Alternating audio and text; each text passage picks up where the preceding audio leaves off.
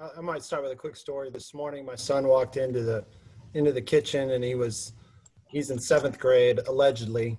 I'm not sure what that really means today, but he was asking me questions about when he can see his friends, when he can start to go fishing, when baseball will start up. And started to answer the questions. We have to be patient.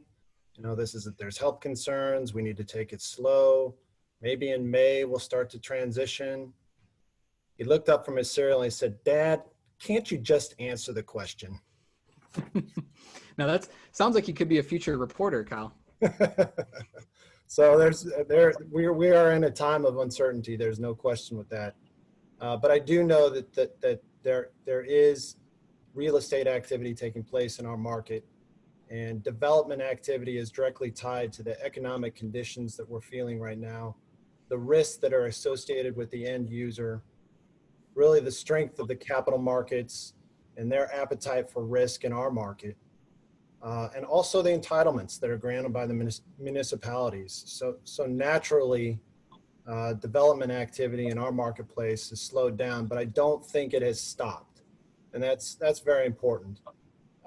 So what we're focused on is driving kind of our pre-construction projects forward, and that time frame on those projects can be anywhere from 12 months out to 24 months out. So predicting the future out into that time frame is very, very difficult to do.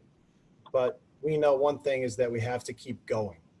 And so our development team is spending a lot of time developing the capital stack for projects through their relationships on the debt and equity side, as well as spending a lot of time with the cities. And I will give kudos to the cities.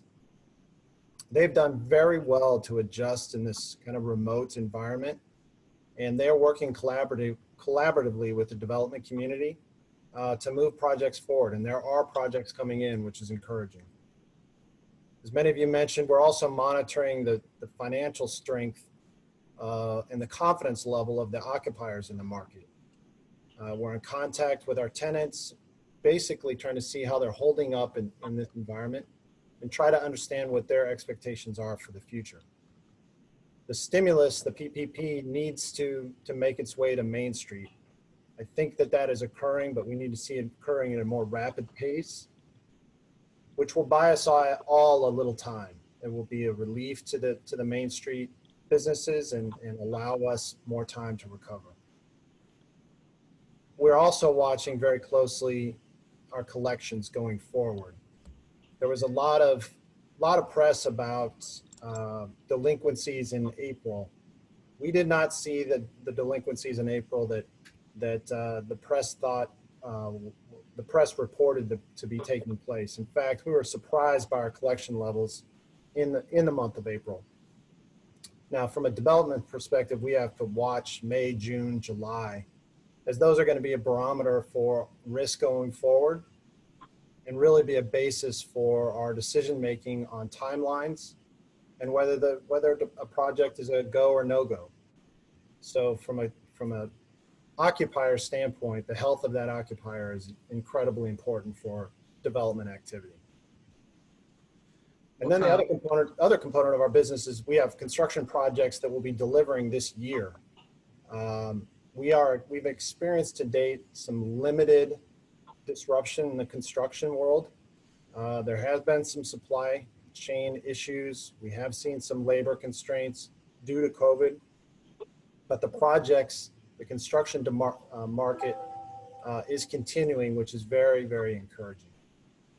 And then we're in the execution of some lease up. We're going to be delivering multifamily. We're going to be delivering industrial into the teeth of this thing. So it's going to be important that, as Brandy mentioned, our virtual engagement game has to be very, very strong. It's not unusual today for a tenant, for a prospective resident to go from a virtual tour to signing a lease online and moving in almost with very, very little touch. And then from a longer term view, coronavirus has really accelerated what was once a gradual change that was taking place in the real estate markets. Everything has been accelerated. So we're trying to learn as much as we can about what real estate is going to look like in the future. These things that we're hosting today are very, very important.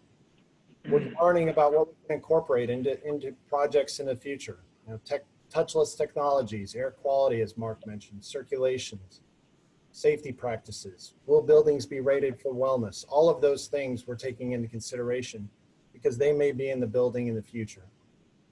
And there's certainly trends that we're watching, like the integration of industrial and retail. The office market is clearly going to evolve going forward. So while I left my house this morning with my 7th grader demanding answers, I think from a development perspective, we'll at least have some path forward and look forward to returning to a better environment.